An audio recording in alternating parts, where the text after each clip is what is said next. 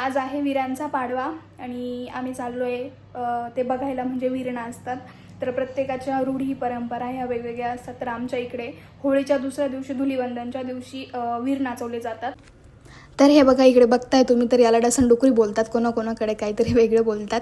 हे दोघंही मुलेच असतात, पण एकाने मुलीचा ड्रेस वगैरे घातलेला असतो आणि एक मुलगाचा असतो. तर छान असे ते पैसे वगैरे मागत फिरत असतात, शिरे डोक्यावर मारतात.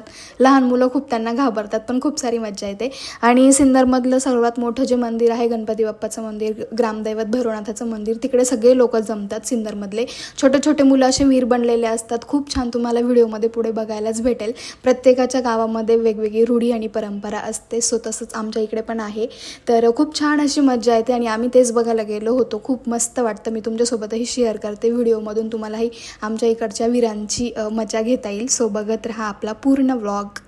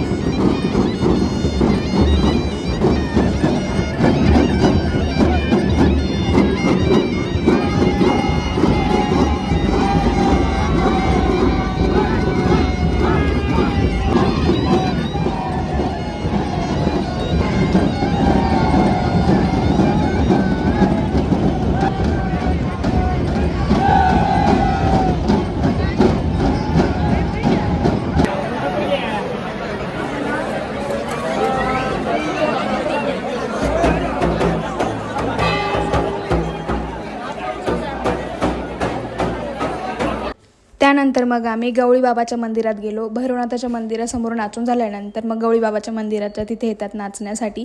तर ही बघा, छान अशी गवळी बाबाची मूर्त आहे आणि तिथेच मग सगळेजण नाचतात. ते पण तुमच्यासोबत शेअर करते. आणि माझे पप्पासुद्धा होते. तर माझ्या पप्पांनी छान असा कुर्ता आणि धोतर घातलेलं आहे. तर बघू शकता तुम्ही, छान अशी आमची रूढी आणि परंपरा.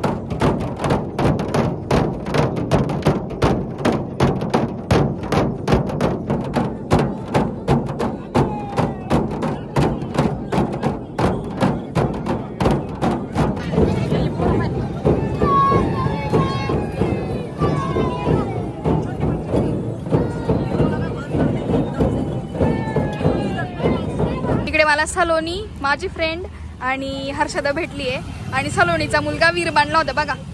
ओय इकडे बघ ना. काय करायचंय त्याला गाडी खेळायचंच काम चाललंय. आम्हाला ते गाडी चल. मस्त छान छोटीशी भेट झाली आपली इकडे. आता आम्ही इकडे पाणीपुरी खायला आलोय. म्हटलं थोडंसं काहीतरी बाहेर खाऊ. सो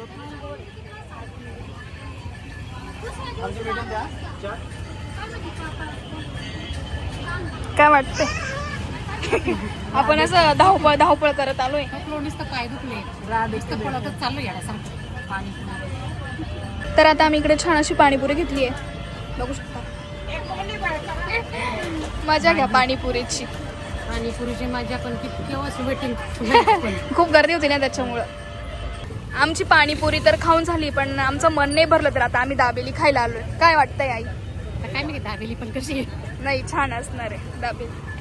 हे बघा पाणीपुरी थोडीशी ठीक ठाक थी इसलिए हमने दाबेली खाने का सोचा.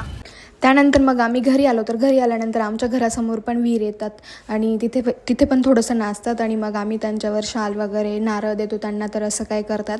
तर अशी होती आमच्याकडची वीरांची मज्जा. सो आपला व्हिडिओ आवडल्यास नक्की लाईक करा, शेअर करा आणि सबस्क्राईब करायला विसरू नका. भेटूया आपण आपल्या नेक्स्ट व्लॉगमध्ये. तोपर्यंत सर्वांना बाय बाय.